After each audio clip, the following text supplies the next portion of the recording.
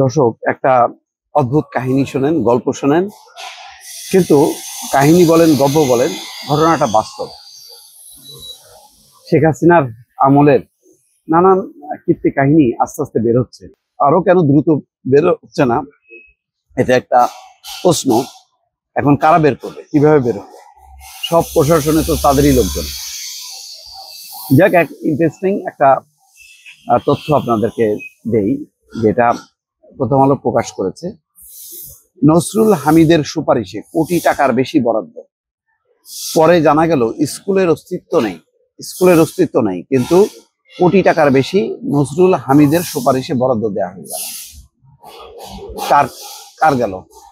মারাটা কার গেল? জনগণের টাকা। নসরুল হামিদের বাপের টাকা না, নসরুল হামিদের লুটপাটের টাকা না, এটা জনগণের টাকা। আর এই যে নসরুল হামিদ, দীপু, এরা দেখেন বিগত, খেয়াল করেন, দুইটা টার্ম দেখেন, নসরুল হামিদ কিন্তু তার পদে আছে। কেন জানেন? এগুলো হলো টাকার খনি। টাকার খনিতে সে বসায় রাখছে এমন যাতে ব্যবহার করা যায়। নসরুল হামিদের মতন একটা লোক, সে জ্বালানি মন্ত্রণালয়ের দায়িত্ব থাকবে, বিদ্যুৎ মন্ত্রণালয়ের দায়িত্ব থাকবে, কোন যোগ্যতায়? আওয়ামী লীগের কত ত্যাগী নেতা আছে, সিনিয়র নেতা আছে, তাদেরকে দায়িত্ব দেওয়া হয় না, কারণ তাদেরকে হ্যান্ডেল করতে পারবে না।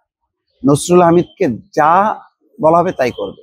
এখন কে বলবে এবং কে বেনিফিটটা নেবে, এটাই হচ্ছে কথা। এটাই হচ্ছে শেখ হাসিনার পরিবারের ক্যারিকেচার। সড়ক মন্ত্রণালয় ওবায়দুল কাদের একটা ডামি, শোপিস।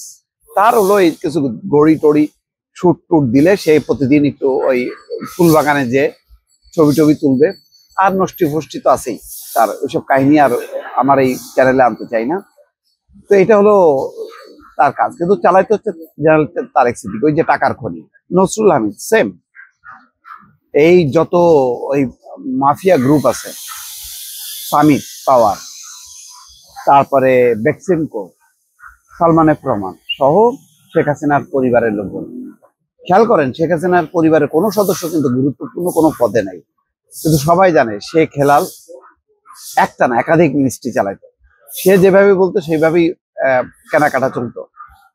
জুয়েল, এরা সবই হচ্ছে ওই নেপথ্য মন্ত্রী, এবং এরাই হচ্ছে প্রকারান্তরে শেখ হাসিনার হচ্ছে কি বলবো, টোল কালেক্টর বলা যায়, ক্যাশিয়ার।